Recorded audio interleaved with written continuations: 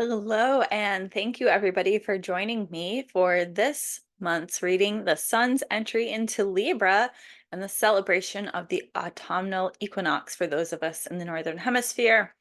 And if you're in the Southern Hemisphere, you are actually in your spring equinox. So thank you for joining me today. I'm very excited to come to you and share with you this reading. The equinox is when the planet's rotation around the sun has us facing exactly upright. And so we have equal day and equal night throughout the whole planet. And this is very symbolic for us in a lot of different ways. It represents coming back into balance, right? Um, we just finished out the summer with the long days and the short nights. And now the days have been shrinking over the sun's journey through the sign of Virgo. And the sun's entry into Libra is the celebration of the harvest. And Libra is represented by the scales showing, signifying balance. Right. So we have a 3 day period where the days and the nights are of equal length. And this is a great time to figure out how we can come into balance. When we're in the summer season, we really celebrate the light and we are joyous and we have more time for work and pleasure. And as we hit the fall and the days become shorter and the nights become longer, we start our entry into the winter months, where it's a time of inner reflection and quiet. So we spent the season of Virgo harvesting, preparing for the winter. And upon the sun's entry into Libra, we get to celebrate the harvest and prepare ourselves for those winter months. Um, the idea of coming into balance can mean many different things for many people. But for me, this is about really figuring out where your personal needs are being met or not being met, and what can you do to come back into to balance with others, right? The sign of Virgo is the sign of the harvest, but it's also about the sign of being of service. So we may have over the last month or so been feeling like we've been overextending ourselves for the sake of others. And now as we enter Libra, which rules over the seventh house of relationship, we need to find balance in our relationships. We need to find balance in ourselves, right? We need to be able to be of service of others, but also be able to receive the service of others as well. If you've been following me on Facebook, my weekly community readings every Wednesday night at 9 p.m. Eastern, the Dharma cycle, it has been coming up a lot these last 3 weeks as we prepared for that Pisces full moon eclipse, where the Dharma cycle is the idea that we are all here to fulfill a purpose, right? Um, every person's purpose is to be of service in some way, shape, or form to other people. But if we don't allow ourselves to receive the service of others, we're not allowing them to fulfill their purpose. So it becomes a cycle of we are here to be of service, and we are also are need to be to allow ourselves to receive the service of others so they can fulfill their dharma. And from that place of receiving their service, it allows us to fill our own cup so that we can be better um, prepared, better taken care of to fulfill our own purpose and service to be of service to others. Right. So whether or not you are building microchips or coding a website or are a trash man, right? Or a plumber, electrician, a massage therapist, a nurse, a doctor, a teacher, a chef, right? We are all providing a service to our fellow people. And it's really important that we allow others to be of service to us as well. But it has to be a balance. We don't want to overextend ourselves, but we also don't want to take advantage of people. This week's community reading, the archetype that I pulled was the vampire, the energy vampire, being mindful of where we are having boundaries in place so that we're not taking advantage of people and we're not allowing people to take advantage of us, right? Because it can be very easy when people give you things, it can be really nice to just keep taking and to have the boundary in self to remember that, like, only take as much as you need and no more, but also no less either. Don't be afraid to get what you need, which I think is a very powerful message and a good reminder. Right? There's a lot of greed in the world right now. And, greed comes from a place of ego and a place of survival. It's a necessary part of being human. But how can we overcome that to be greedy in a healthy way, right? Like, is there such a thing? I don't know. I think it's a give and take. Sometimes we get to be greedy, and other times we allow others to be greedy of us. But again, that balance, having the boundaries around allowing that to happen in a healthy way, and knowing when to put a stop to it, either when we are receiving or giving of ourselves. And so for this, for the sun's entry into Libra over the next several weeks, the archetype of the rebel came up. Let me see if there we go. The rebel came up, challenging authority to affect social change and rejecting spiritual systems that do not serve our inner needs. But the shadow side is rejecting legitimate authority out of anger and rebelling out of pure pressure or fashion, right? Like, is it cool to be that emo kid with the black jacket and the spiked hair? Or is that really truly who you authentically are? This lovely lady kind of looks very hippie-ish, just chilling on her swing in the treetops. It kind of reminds me of myself a little bit. Whenever I see this card, I always get a little chuckle. Um, but the challenging authority to affect social change, we are rejecting spiritual systems that do not serve inner needs. Being able to say, hey, this isn't working. How can we change this? Right?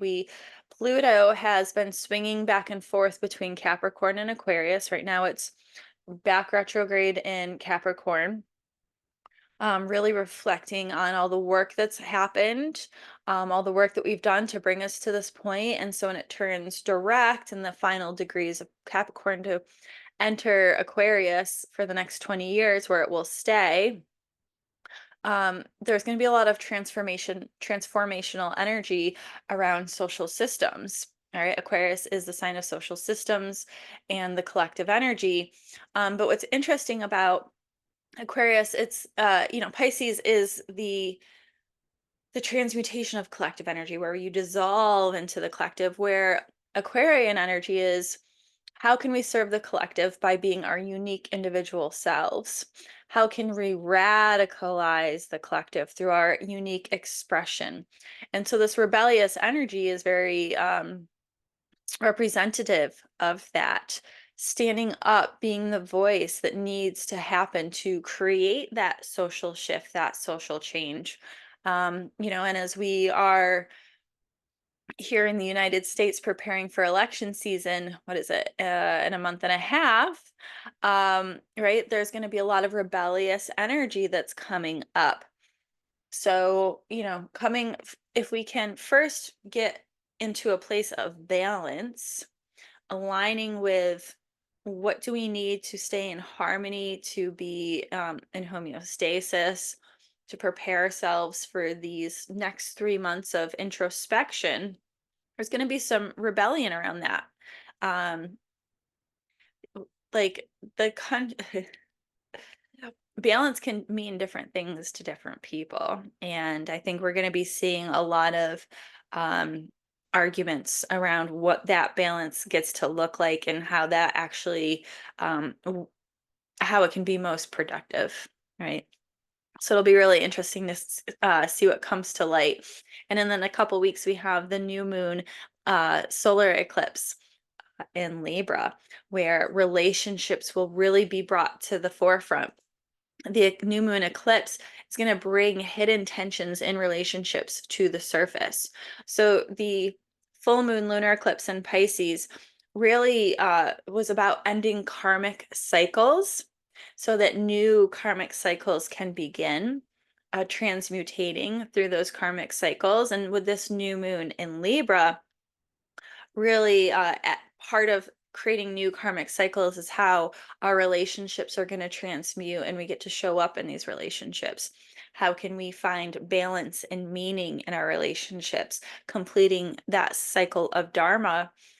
Um, but it's gonna, there's gonna be some work around that. There's gonna be some tension around that. There's gonna be a lot happening around that in ourselves and in community. So it'll be really interesting. Pay attention to the relationships in your life and how people around you are interacting with each other. Trying to be something I always love to tell my clients is be emotionally supportive without being emotionally involved. Right? Show your support, but don't get involved unless it's really your battle. Right? Don't try to fight other people's battles for them. That's how we can best, have that diplomatic energy, create that balance of diplomacy, objectivity. Right? Libra is all about diplomacy and objectivity. We want people. Libra is ruled by Venus, the planet of love and finances and beauty and money and resources, right? So Libra wants people to feel good and to be happy by making sure they're cared for and being that place of balance and homeostasis. But there's a lot of shifting energies that are happening around that. And, in order to heal things, they have to come up first, right? We have to bring things out of the dark, bring them to the light. And that can be a little icky sometimes, right? This rebellious nature, right? The rebellious nature of what's been hiding wants to stay hidden. We need to bring that to the light, bring it to the surface, heal it and transmute it. Um, for ourselves. When we heal ourselves, we can heal the world, right? We are the world.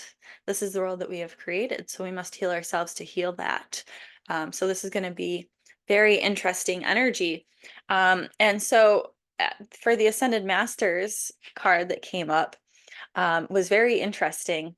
So Kuan Yin is a Chinese Eastern Buddhism doesn't really have deities, but she is kind of like an ascended master of Buddhism, Kuan Yin. Let it go. But two cards came out at the same time, and her male counterpoint, I have to read the book to make sure I pronounce his name correctly. Avalokiteshvara. Avalokiteshvara. Avalokiteshvara. I'm sure I'm not saying that as well as I could be. See the other person's point of view. So these are both ascended masters. Kuan Yin is the goddess of compassion. And Avalokiteshvara watches over the world and hears all prayers. He postponed his own ascension into Buddhahood until all of humanity is free. Until then, he's readily available to anyone who calls upon him for help with spiritual growth concerns. So he's telling us to see things through the other person's point of view, and Kuan Yin is telling us to let it go, right? This again, the idea of balance and relationships. Try to understand what people are telling you, but be willing, if you don't agree with it, just let it go. Hear it, understand it, but you don't have to take it on. Be emotionally supportive without being emotionally involved, right? Find that place of diplomacy, of objectivity. Understand what a person is saying. Even if you don't agree with it, be willing to understand it and then let it go. This is how we can create more understanding. This is how we can create better communication. This is how we can work with the energy of the rebel to create good change in the world, right? Hear people out. Listen with an open heart.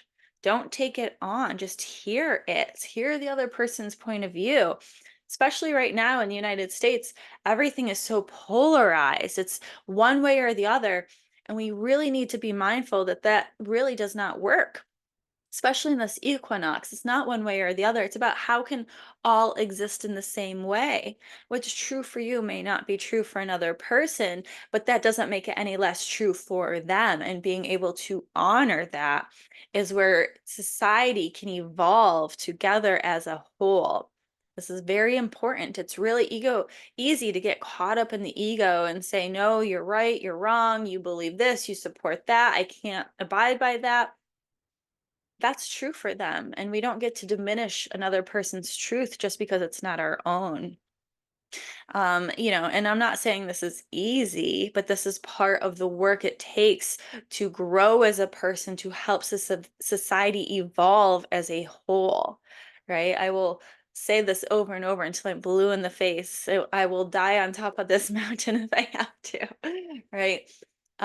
Again, what's true for you might not be true for another, but that does not diminish the truth that you hold. It does not diminish the truth that they hold. Many things can be true at the same time. It's just a matter of what you resonate with, but don't expect to impose that on another person, and do not allow another person to impose that on you as well, right? Boundaries. Boundaries are not telling a person what they can and can't do. A boundary is how you get to respond to another's actions, right? Being very mindful of that. But again, we still need to be able to see the other person's point of view and then be able to let it go. And from there, we can create more balance and healing in this life. So, for the overall energy that's coming up, we have the Six of Wands reversed. Six of Wands reversed. Six of Wands is really about glory and achievement and success and public recognition. So, with the Six of Wands reversed, this could be maybe you have achieved something, but you're not ready to share it with the world. This could be maybe your ego is getting in the way. This could be you're not receiving the recognition that you expect to receive. Again, Kuan Yin, let it go, right? Be able to be proud of yourself without public recognition from others. Really, that is what's most important. Can you be proud of yourself without the whole world chiming in around you? Being able to stand in that energy. Relationships, the card for relationships. And again, this isn't just romantic relationships, it's family, coworkers, your neighbors, whoever around you. We have the Wheel of Fortune. This is a very good card.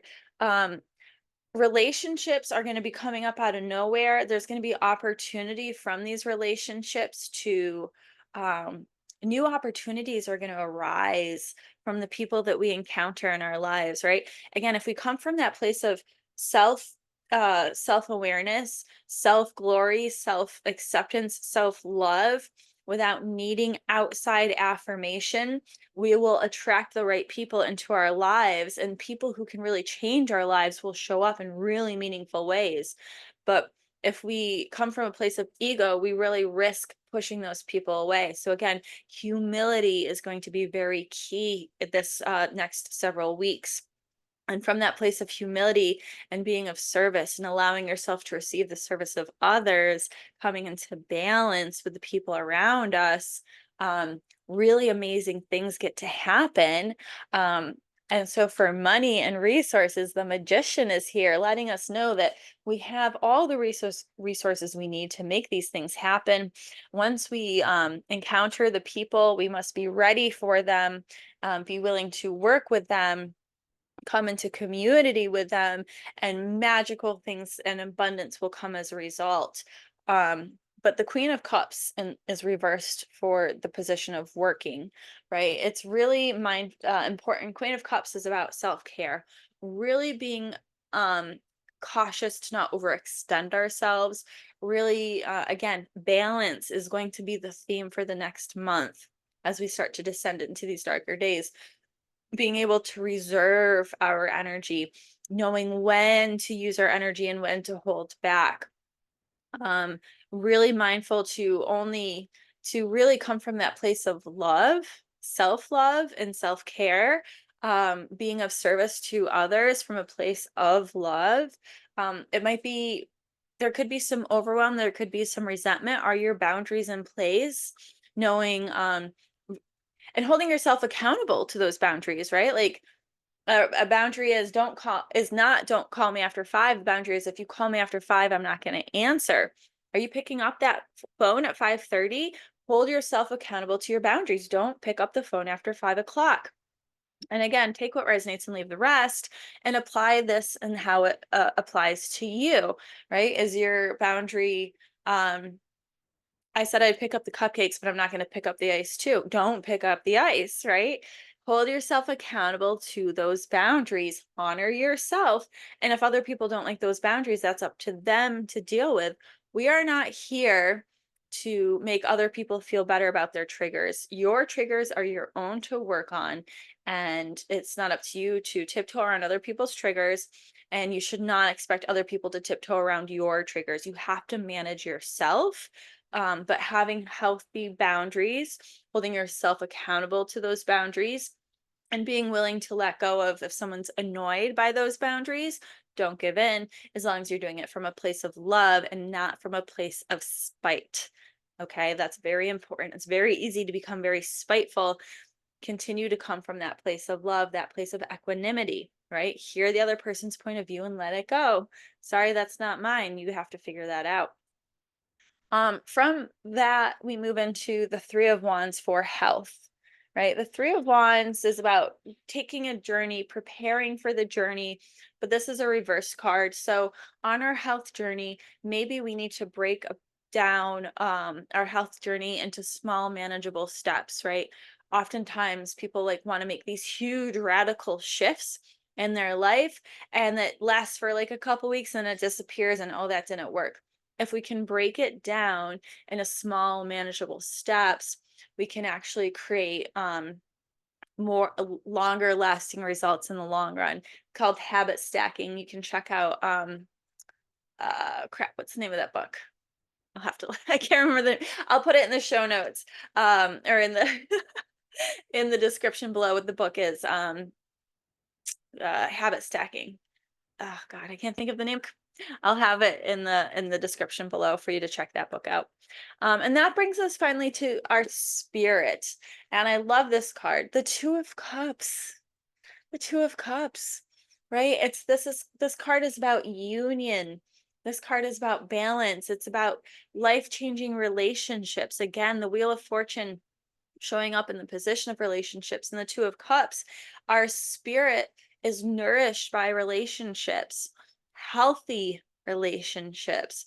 Our spirit is nourished when we allow ourselves to be taken care of, and when we are able to take care of people in the way that we are best able to without overextending ourselves. Again, boundaries and balance, right? um being able to hear people with an open heart, being emotionally supportive without being emotionally involved. This is very important. But from this place over the next several weeks, as the sun shifts through Libra and we have the Libra new moon, and we celebrate the equinox and start getting ready for winter through these fall months, being mindful of how do we keep ourselves in balance by allowing ourselves to receive the efforts of others so we can fill our own cup and give back, right? Without overextending ourselves, maintaining those boundaries, holding ourselves accountable to those boundaries, being able to listen to people with an open heart and disengaging if it's not meant for you, but still allowing them to speak their truth so that they will allow you to speak your truth, right? Equal give and take. And from there, we can work with the energy of the rebel to create really beautiful, long lasting, meaningful change in our lives in a personal way and in a collective way. So, thank you so much for joining me for this reading. As always, it is my intention that this message finds its way to those who need to hear it most, to help deepen the ripple effect of healing the world over. We can heal ourselves. We can heal our world, the world, once we heal ourselves. So I will be back next month when the sun shifts into Scorpio. I'm planning some new things along the way. So make sure you subscribe to my channel and click the like button if you like what you hear today. And thank you so much for joining me. Namaste, my friends.